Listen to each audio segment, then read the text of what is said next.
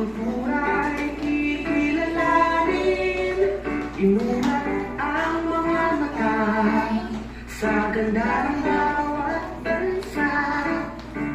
Sa paglaki ko, mga pangarap ay aarating.